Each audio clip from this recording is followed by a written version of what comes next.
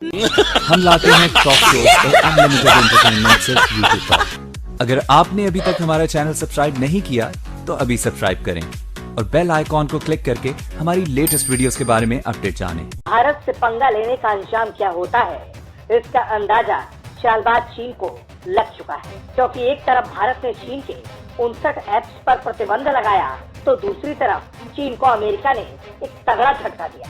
America ने चीन की 2 कंपनियों को बैन कर दिया। अमेरिका ने सुरक्षा के लिए खतरा बताकर दिग्गज चीनी कंपनी हुआवे और ZTE पर अमेरिका में कारोबार करने से बैन लगा दिया है।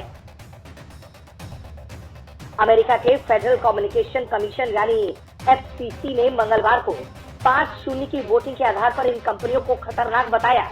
यही नहीं, ट्रंप सरकार ने अमेरिकी कंपनियों को उपकरण खरीदने के लिए मिलने वाली 8.3 अरब डॉलर के फंड को भी रोक दिया है। यानी अमेरिका ने भारत का खुले तौर पर साथ देने का इशारा करते हुए चीन की चालबाजी पर भी शिकंजा कसने का प्लान पूरी तरीके से तैयार कर लिया है और उस पर अमल भी करना शुरू कर दिया है। FCC के अध्यक्ष अजीत पाई ने ट्विटर पर कहा है कि अमेरिकी सरकार और ये विशेष रूप से FCC चीनी कम्युनिस्ट पार्टी को अमेरिका के कम्युनिकेशन नेटवर्क की कमजोरियों का फायदा उठाने की अनुमति नहीं दे सकती है, क्योंकि अबू जहल जाहिलों का बाप। ऐसा ही एक शख्स जो हर लिहाज से दौरे जदीद का मुकम्मल अबू जहल है, वो रहता है भारत में। उसका नाम है अर्नाब गोस्वामी। उसको भारत में मौजूद इंतहा पसंद हिंदुओं का तबका बहुत एहतराम की निगाह से देखता है, लेकिन उसके अलावा हर जी शऊर शख्स, हर बाकल इंसान उससे दूर भागता है। अर्नाब गोस्वामी भारत में मशहूर है तो सिर्फ अपनी जहालत की वजह से, और काबिल तरस बात यह है कि वो अपनी जहालत को ही अपने लिए तमगा समझता है। अर्नाब जिसकी शक्ल हो या बात, दोनों ही जहालत का अक्स हैं। उसकी जहालत की एक झलक आपको दिखाते हैं, जरा पहला क्लिप चलाइएगा रजा। आपने क्लिप देखा, क्या ये आपको किसी नॉर्मल शख्स का अंदाजे गुफ्तगू लगता है? मेरा आपसे सवाल है देने वालों से। अगला बंदा जो मेहमान है उसको हार्ट अटैक होते होते रह गया होगा, मैं यकीन से कहती हूं कि अचानक अर्नाब की दुम पर आखिर किसने अपना पैर रख दिया। वो बेचारा पहले अपना पैर देखेगा, कहीं उसी ने तो गलती से इस जाहिल एंकर की दुम पर अपना पाँव तो नहीं रख दिया कि इसकी दुम दब गई। उसके बाद इसकी बात सुनेगा। ये जिस चैनल पर भी होता है, जिस चैनल पर भी जाता है, इसका एक ही एजेंडा होता है, सिर्फ और सिर्फ जहालत का फरोग। हर सहाफत का तालिब इल्म जानता है कि जब आप किसी मेहमान को अपने प्रोग्राम में दावत देते हैं तो उससे 5 मिनट का सवाल नहीं करते, बल्कि उसको ज़्यादा वक्त देते हैं। ये उस मेहमान का हक भी होता है जो अपना टाइम निकाल के आपके प्रोग्राम में आया, बोलने के लिए आया ना, जाहिर बात है, आपको सुनने के लिए तो नहीं आया। आप उस मेहमान को बोलने का मौका देते हैं, खुद तजियाकार बन के नहीं बैठ जाते कि सवाल भी खुद पूछ लिया, जवाब भी कुछ खुद दे दिया, तो मेहमान को बुलाया क्यों? आप उस मेहमान को अपनी बात मुकम्मल करने का मौका देते हैं ना। कोई भी नॉर्मल शख्स खुद से उसकी बात नहीं काट देते, उसको बोलने का इतना ही शौक है तो भाई अपने प्रोग्राम में किसी मेहमान को बुलाते क्यों? ये अखलाकियात के तकाजे भी पूरे नहीं कर पाता, और बात यहाँ तक नहीं है, ये इसकी नौकरी है, यही इसका काम। चुन चुन कर मुसलमान मेहमानों को बुलाता है, उनके सामने पाकिस्तान को गालियाँ देता है, उनके अकीदे को निशाना बनाता है, उन भारतीय मुसलमानों को पाकिस्तानी साबित करने की कोशिश करता है, उनको बेइज्जत करता है और फिर उनसे बेइज्जत हो भी जाता है।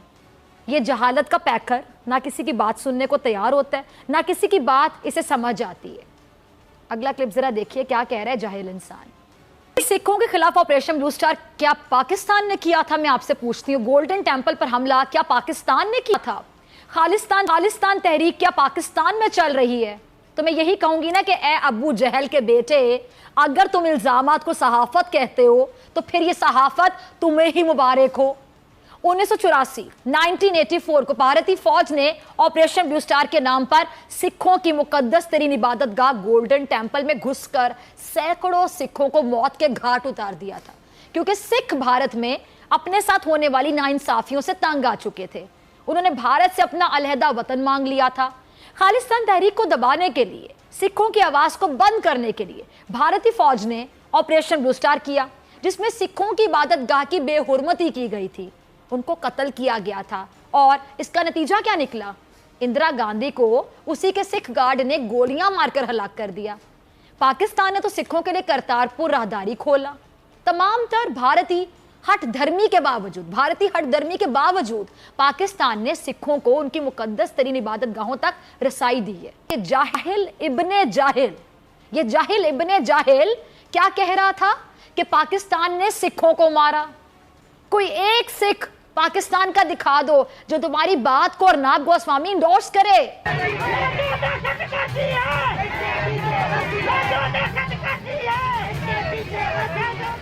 ये वीडियो पाकिस्तान के सिंध प्रांत का है। आप इस वीडियो में देख सकते हैं कि सिंध के लोग पाकिस्तान से आज़ादी की मांग कर रहे हैं। पाकिस्तान से बस सिंध के लोग ही नहीं छुटकारा चाहते हैं, घड़ी घड़ी कश्मीर का राग अलापने वाले नापाक पाकिस्तान से सिंध के साथ साथ बलूचिस्तान और पाकिस्तान के अवैध कब्जे वाले कश्मीर के लोग भी पाकिस्तान के जुल्म और दहशतगर्दी से आज़ादी चाहते हैं। पाकिस्तान के लाख जुल्म और प्रताड़ना के बाद भी यहाँ के लोगों की सिंध देश की मांग ने दम नहीं तोड़ा है। अर्नाब गोस्वामी गैरत से आरी शख्स है। ये समझता है कि भारत में सबसे काबिल शख्स ये है, भारत का सबसे मुहिब्बे वतन शहरी शायद ये अर्नाब गोस्वामी। ऐसा अर्नाब को महसूस होता है। भारत का सबसे जांबाज सिपाही अर्नाब को समझ बैठा है। ये जरा क्लिप देखिए। अब यकीन जानिए, देखने के बाद मैं यही कहूंगी कि भारत में तो न्यूज़ चैनल्स पर भी शायद सास बहू का झगड़ा ही चल रहा होता है। ये था इस अर्नाब का, जाहिल इंसान का, अपने मेहमान से बात करने का तरीका, जो कि ना सिर्फ एक भारतीय शहरी है बल्कि वकील भी है। और इसको ये बोलने का मौका नहीं दे रहा था। ना सिर्फ मौका नहीं दे रहा था बल्कि मुसलसल एक ही राग अलापे जा रहा था, एक ही राग अलाप रहा था। और सॉरी टू से, मतलब इससे भी ज़्यादा क्या कहूँ कि इसी अंदाज को, यानी जो ये कर रहा था, इस अंदाज को, इस जहालत को, इस गैर मयारी गुफ्तगू को ये शख्स अपनी अचीवमेंट समझता है, बहुत बड़ी अचीवमेंट। ये ज़रा अगला क्लिप देखिए। यह है भारत में मुसलमानों का हाल। मुसलमानों की अपनी शनाख्त, अपनी पहचान, उनकी हुब्बुल वतनी सब सवालिया निशान हो चुकी है। ये कायनात की पस्त तरीन मखलूक जिसका नाम अर्नाब गोस्वामी है, ये जिंदा मिसाल है इस बात की कि ये भारतीय मीडिया भी यरगमाल बन चुका है। भारतीय मीडिया वही बयानियाँ बेच रहा है जो मोदी हुकूमत चाहती है, और उसके मोहरे अर्नाब गोस्वामी जैसे किराए के सहाफ़ी जिन्होंने मुसलमानों को अपने प्रोग्राम्स में बुलाकर उनको जलील करना होता है, उनको रुसवा करना होता है। घटिया आदमी अर्नाब गोस्वामी, तुम्हें अपना भारत नजर नहीं आता? तुम्हें उसी भारत में रहने वाला मुसलमान दिखाई नहीं देता? बहुत बड़े सहाफ़ी बनते हो ना तुम अर्नाब गोस्वामी। मैं तुमसे मुखातिब हूं, तुम्हारी सहाफत तुमसे तकाजा करती है, बताओ कि मकबूजा कश्मीर में क्या हो रहा है। तुम्हारी सहाफत तुमसे तकाजा करती है, बताओ भारत ने मकबूजा कश्मीर में फौज की तादाद आखिर क्यों बढ़ा दी? जिसे पाक सेना समर्थित अपराधियों ने उसकी मां के साथ उसे तुरबुत शहर में गोली मार दी थी। बताओ कि आज मुसलमानों की ना दरसगाहें महफूज हैं, ना इबादत गाहें महफूज हैं। बताओ कि पुलिस के बाद अब आरएसएस के गुंडे मुंह पर नकाब डाले मुसलमानों की यूनिवर्सिटीज में आ जाते हैं और तालिबात पर तशद्दुद शुरू कर देते हैं। क्यों नहीं बताते? जिनको तुम्हारी भारतीय पुलिस तहफ़्फ़ुज़ भी देती है, बताओ उन गुंडों को जो तहफ़्फ़ुज़ दिया जाता है वो तहफ़्फ़ुज़ भी दिखाओ। ये बताओ कि तबरेज़ को क्यों मारा गया था? बताओ कि मुसलमानों से जबरदस्ती जय श्री राम के नारे लगवाए जाते हैं, बताओ अपने प्रोग्राम में वो नारे सुनाओ। बताओ कि तुम्हारे सूबे का एक वजीर आला कहता है कि मुसलमानों की औरतों को अगवा करो और उनकी इस्मत दरी करो। क्यों नहीं बताते अपने प्रोग्राम में?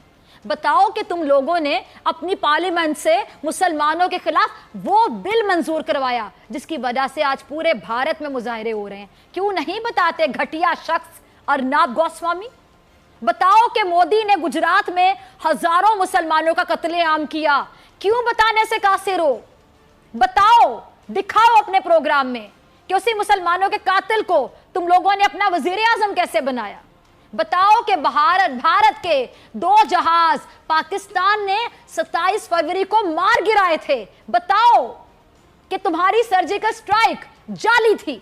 झूठ बोलता है तुम्हारा मोदी, झूठ बोलती है तुम्हारी भारती सिन्हा, झूठ बोलता है तुम लोगों का मीडिया, और तुम्हारा पाकिस्तान में 300 लोगों को मारने का झूठा था। मानो इस बात को कि झूठे हो तुम लोग, झूठ बेचते हो तुम लोग। बताओ कि कुलभूषण यादव भारतीय नेवी का हाजिर सर्विस ऑफिसर था, क्यों नहीं बताते घटिया शख्स अर्नब गोस्वामी?